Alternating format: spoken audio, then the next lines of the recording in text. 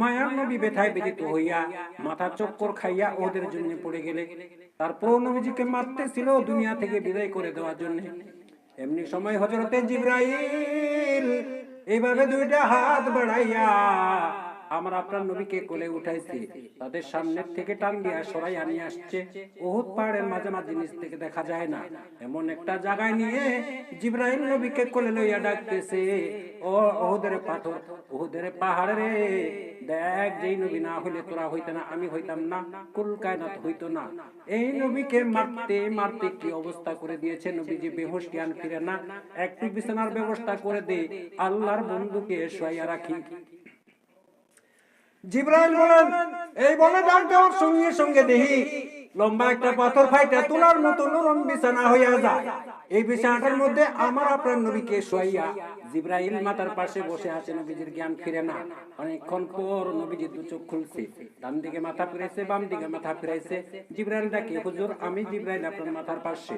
আমার নবী কান্দে, জিবরাইল আমার সাহাবীরা কই রে, আমার অবস্থা রে, আমার সাহাবীরা কই, আমার মন মানে না। জিবরাইল বলেন, ইয়া রাসূলুল্লাহ আপনার দন্দান মোবারক শহীদ, মাথার লোহার টুপি ভেঙে টুকরা ভিতরে, বেহুশ ছিলেন, উপরে নিয়ে আসলাম, হুজুর সাহাবীদের খবর করে নেবেন। আমি জিবরাইল আপনার ব্যথার রিপোর্টগুলো আল্লাহর দরবারে পৌঁছে দেওয়ার জন্য আমি অপেক্ষায় আছি। হুজুর বলুন দাঁত ভাঙা ব্যথা কেমন লাগে, আমি আল্লাহর কাছে পৌঁছাবো। হুজুর বলুন মাথা ভাঙা ব্যথা কেমন লাগে, আমি আল্লাহর কাছে পৌঁছাবো। আমার নবী কান্দে, জিবরাইল দাঁত ভাঙা ব্যথা কেমন জিগাইলি, মাথা ভাঙা ব্যথা কেমন জিগাইলি, আমার গুনাহগার উম্মতের ব্যথা কেমন রে জিগাইলি না। জিবরাইল শোনো, দাঁত ভাঙা ব্যথা মাথা ভাঙা ব্যথা চাইতে রে আমার গুনাহগার উম্মতের ব্যথা বেশি, আমার গুনাহগার উম্মতের ব্যথা বেশি। যেই নবী এত ব্যথায় ব্যথিত হইয়া নিজের ব্যথা গোপন করে উম্মতের ব্যথা প্রকাশ করে, বলুন এই নবীর কথাগুলো মানা আমাদের দরকার আছে কিনা? মানলে জান্নাতি, না মানলে দোজখী, মানলে আবু বকর, না মানলে আবু জেহেল, সোজা আওয়াজ। আপনারা কি আবু বকর হবেন না আবু জেহেল হবেন? আচ্ছা আবু বকর হইতে পারলে লাভ হবে না লস হবে? আচ্ছা আবু বকর হইতে গেলে নবীর কথা মাইনা হবে না না মাইনা? আবু বকর, হযরতে আবু বকর নবীর কথা কিভাবে যে মানতেন, অক্ষরে অক্ষরে মানতেন, এটা পুরাণ কাহিনী আপনারা জানেন। নবীজি হিজরত করবেন 6 মাস আগে বলছে, 6 মাস পরে ডাক দেয়া দেখে আবু বকরেরই, আবু বকর তুমি কি ঘুমাও নাই? হুজুর 6 মাস আগে যে আপনি বলছিলেন তার থেকে 6 মাস পর পর্যন্ত আমি আবু বকর একটা রাত্র পিল লাগাই না। কিভাবে যে মানছি, আর আমরা সুদ ছাড়তে পারলাম না, ঘুষ, মিথ্যা কথা, মা বাপের সাথে বেঈমানি পারলাম না, খেতের লাইন কাটা বন্ধ করতে পারলাম না, আমরা মানুষের সাথে ভালো ব্যবহার দেখাইতে। আল্লাহ বলছেন নবীর কথা মানতেন, নবীর কথা মানলে আবু বকর। আপনারা কি সেই নবীর কথা মানতে রাজি আছেন? নবীর পক্ষ থেকে আমি দুইটা চিঠি আপনাদের কাছে রাখতে চাই। একটা হচ্ছে কাফা বিল মাউতি ওয়া ইজান, উম্মতেরা রে সবচেয়ে একটা আওয়াজ তোমাদের জন্য যথেষ্ট হবে, তোমরা মউতের কথাটাকে স্মরণ রাখো। যা কিছু জমাইছো, সয় সম্পদ, টাকা পয়সা, কোটি কোটি টাকার মালিক, বাগান ভর্তি, বিল্ডিং ভর্তি, মার্কেট বানাইছো, কিন্তু রে উম্মত তুমি যে মইরা যাইবা এই খবর কি তোমার আছে? মইরা দেহ তোমার কিচ্ছু নাই। আচ্ছা কোটি কোটি সম্পদ, মরার পরে আপনার কি আছে? মইরা দেহ। পোলাপানারা অনেক সময় হাজির হইয়া কয়, হুজুর মইরা আবার দেহুম কেমনে? কয় মইরা দেখবেন কেমনে? আসুন একটা ঘটনা, এটা কোরআন হাদিস না বাস্তব থেকে কইছি। এক বেচারা কোটি কোটি সম্পদ, টাকা পয়সা, বাড়ি ঘর, রাজকীয় পোশাক, অনেক সম্পদের মালিক, 2-4টা ফ্ল্যাট এবং মার্কেট রয়েছে। এই বেচা খালি স্টেশনের মধ্যে বসে বসে কয় যে আমার মতো এই এলাকায় কার কি আছে, আমার যা আছে আমাদের এলাকার মধ্যে আমার মতো আর কার কি আছে। ওই বেচারার একটা ভাই ছিল মৌলভী, মৌলভীটা যায় কয় সাহেব খালি কোন যে আপনার মতো কার কি আছে, আমি হিসাব করে দেখছি আপনার কিচ্ছু নাই। মৌলভীর বড় দাদা কয়, আরে তোরে আমি মৌলভী বানালাম না একটা বেককল বানালাম? আমার বেককল কইলেন, সময় হলে বুঝামু, আমি বেককল না আপনি বেককল। গত চৈত বৈশাখ মাসে একটা ঘটনা গেছিল বাবা, জমিতে দান আছে কিন্তু ভিতরে চাল নাই। কয় ভাই সাহেব জমিতে দান বলে আছে ভিতরে চাল না, একটু দেওয়ান দরকার না, দেহন দরকার না? কয় হ হুনতাছি তো। যাইয়া দেখে জমির মধ্যে দান আছে কিন্তু ভিতরে চাল নাই। কয় ভাই সাহেব এটা তুই কি করবেন? কয় হ ঠিকই কইছো, আমি বেক কল একটা কথা বলে শুনবা? কয় ক।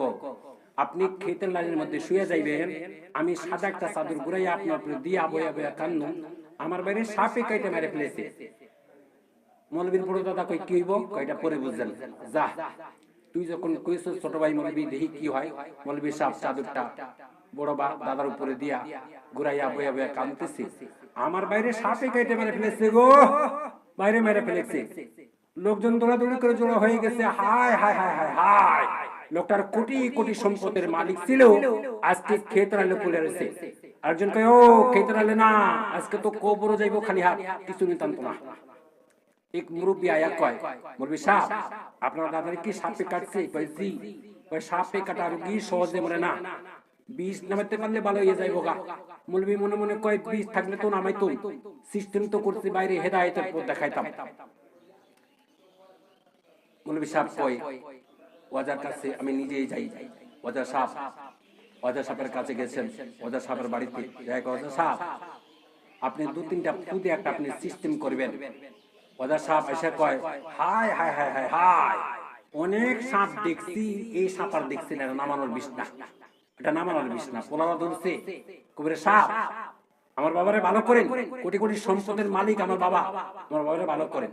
কবিরে সাহেব জিজ্ঞাসা বাবারে সম্পদ দিয়ে কিন্তু মানুষ ভালো করা যায়, তবে একটা সিস্টেম। কই কি? কয় বাবার বড় পোলা কে? কয় আমি। তুমি একটু বাবার পায়ের নিচে খাড়া হয়ে যাও, আমি বিষ আস্তে আস্তে মাথার থেকে পায়দানি দিয়ে বাইর করে তোমার উপরে মারবো, তুমি মরে যাইবা, তোমার বাবা বলি হয়ে যাইব। এবার পোলারা কয় রাহান কবির সাহেব যাইলেন না, ঢাকায় চাকরি করি, অফিসের বড় বড় অফিসার। বাবার মৃত্যুর খবর শুনে গাড়ি লইয়া বাড়িতে আসলাম গা, বাবারে মাটি দিলে মাটি দিলাম। বড় পোলা কি কইতাছে, বাবা সব শুনতাছে নিও। অবশেষে বাবা জবাব দেয়, রে বড় সালাই, তোর পোড়ার খবর জানার জন্য ফজরের নামাজ না পড়ে জমিতে কাজ করতে গেছি, হাইটা গেছি, রিস্কায় উঠছি না, কিছুটা খাইতে মন চাইলে খাইছি না, তোর পোড়ার খবর রাখার জন্য, বাড়ানোর জন্য আজকে তুমি বুঝি কও আমি রাজি না। মেয়ের ছেলেটা কয় ভাইয়ের যেখানে আমিও শেখাই নাই। মেয়েরা কানতেছে, কি করবো কি করবো, বাবার বয়স হচ্ছে জাগা জাগা। স্ত্রী কানতে কানতে ভাঙ্গে পড়ে যায়। স্ত্রী সাহেব কয় তোরে সাপ, আমার স্বামীর যদি হায়াত থাকতো তাহলে কি সাপে কাটে আলের মতো, ওনার হায়াত নাই গেছে গা, আমি থেকে কি করবো, আমিও চলে যাবো। কবির সাহেব জিগায় আপনি যখন যাইবেন তো স্বামীর বিষটা লইয়া যান, স্বামী ভালো হোক আপনি যান গা। কয় রাহেন কবির সাহেব যাইলেন না, ওনার হায়াত নাই গেছে গা, আমি জীবনটা নিয়ে কয়দিন বাঁচি। কেউ রাজি হলো না। অবশেষে কবির সাহেব জিগায়, মৌলবী সাহেব আর কেউ আছে জীবন দিতে লোকটারে বাঁচাইতো? মৌলবী দুটা চোখের পানি ছেড়ে দিয়ে কান্দে, ও কবির সাহেব আরেকজন মানুষ আছে রে, ইনি হলেন আমাদের গর্ভধারণী মা। মা আছে আর কেউ নাই। কয় মারে নিয়ে আসেন। আসতে পারবে না, বুড়ো মানুষ বিছানায় পড়ে গেছে। দুজন আপন লোক নিয়ে যান। দুজন আপন লোক নিয়ে মায়ের রুমের মধ্যে গিয়ে ডাকে, মাগো মা, ও মা তোমার ছেলে ভালো হবে। কয় বলিস কি? কয় সত্য তোমার দেখতে হবে, তো আমরা নিয়ে যা। দূরে দূরে নিয়ে আসলে কাছাকাছি একটা চিৎকার মারছে দূর থেকে, বাবা কবিরের শাহ, ও বাবা কবিরের শাহ, যাস না বাবা যাস না, আমি মা আইছি। কয় কাছে আসেন। আসছি। আপনার ছেলে ভালো হবে। কি বাবা, বাবা কি করতে হবে ক? আপনি আপনার ছেলের পায়ের নিচে খাড়া হয়ে যাইবেন, আমি বিষ আস্তে আস্তে মাথার থেকে পায়দানি দিয়ে বাইর করে আপনার উপরে মারবো, আপনি মরে যাইবেন, আপনার ছেলে ভালো হয়ে যাইব। এবার বুড়া মহিলাটা বলেন, ও বাবা কবিরের শাহ, আমি বাবা বুড়ো মানুষ, দাঁড়াতে পারি না, বসলে হইব নি? কয় হ্যাঁ বসতে হবে। আমি বসে গেলাম, দে সারা বিষ আমার মায়ের কোলে যাই ডাল্লা দে। অবশেষে কবির সাহেব জিগায়, মা গো কেউ রাজি হলো না, আপনি কেন রাজি হলেন? এবার মা জবাব দেয়, আমার বড় পোলারে বাবা, এই ছেলেকে পেটে লইয়া 10 মাস 10 দিন কষ্ট করেছি, আমি জানি আর জানে আমার আল্লাহ, যেদিন আমার এই বড় ছেলে দুনিয়ার মধ্যে আসবে রে, প্রথম দিনের ব্যথা লজ্জায় কারো কাছে কয় নাই, দ্বিতীয় দিনের ব্যথা জিহ্বা কামড়াইয়া সহ্য করেছি, তৃতীয় দিনের ব্যথা জ্ঞান হারা হয়েছি। আমার শাশুড়ি মা দৌড়াদৌড়ি করে লোকজন জোগাড় করেছে। আমার বৌমার কি হলো? মুরব্বী মহিলারা বলতেছিল অন্য কিছু না, আপনার বৌমার সন্তান আদি হবে, আপনার নাতি নাতকুর হবে। মাথায় পানি দে রে, বৌমার জ্ঞান ফিরে আসো। জ্ঞান ফিরে আসলে বলতেছিলাম, মুরব্বী মহিলারা গো, সন্তানের ব্যথা এত আগে জানি না, আমাকে একটা দাও দাও গো মহিলারা, আমি নিজের গলা কেটে মৃত্যুবরণ করি, প্রসব ব্যথা সহ্য করতে পারি না রে কবিরাজ। আমি চিৎকার মারতাম আল্লাহ কইয়া। আমার আল্লাহ বলেন, ফারিস্তারা রে, যে মহিলা প্রসব ব্যথা আমারে আল্লাহ বলে ডাক দিল রে, তোমরা সাক্ষী করে আমি এক একটা ডাকের বিনিময় 7-7টি কবুল হজে সব আমি আল্লাহ দান করে দিলাম। এর বিনিময়ে এই আল্লাহ যদি এই দিতে পারে, বলুন সন্তানের কিছু দেওয়া দরকার আছে কিনা? সন্তান বাঁচাবে একজন রাজি বলল লোকটাকে, মা বাবা গো তুমি জীবিত, আমার মায়ের কলিজা ঠান্ডা করেছো।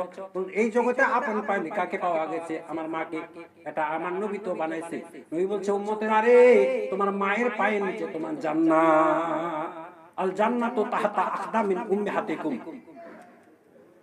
সোনার বাংলায় কত যুবক বিয়ে করে চাকরি পায় আলাদা খায়, নতুন ঘর বানছে, জাজিং কিনছে, বিদেশি কম্বল গায়ে দিয়া ঘুমায়, প্রচন্ড শীত, মা বাবা ভাঙ্গা ঘরে রে, শীতে মা বাপের ঘুম হয় না, মা জানলাটা খুলে ডাকে, আয় আব্দুর রহমান এত আরামের কম্বল গায়ে দিয়া ঘুমাইলি, মায়ের খবর নিলি না? তোরা যখন আমার কোলে ছিলে রে, তোকে নিয়ে যখন মা আমি ঘুমের ঘরে ঘুমাইতাম, ডান দিকে যদি প্রস্তাব করে দিতি তোরে আমি বাম দিকে নিয়ে শোয়াইতাম, বাম দিকে যদি প্রস্তাব করে দিতে রে বাবা, আমি মা নিজে ভিজা বিছানায় শুইয়া রে তোরে আমি শুকনা বিছতে রাখতাম, তোরে আমি শুকনা বিছতে রাখতাম, আজকে বিবি পাইয়া বাচ্চা পাইয়া আমাকে ভুলে গেলাম। সোনার বাংলায় এরকম আমাদের দেশে আছে কিনা? আছে। গর্ভধারণী মা জনম দুঃখিনী মা, গর্ভধারণী মা জনম দুঃখিনী মা, দুঃখের দরদি আমার জনম দুঃখী মা।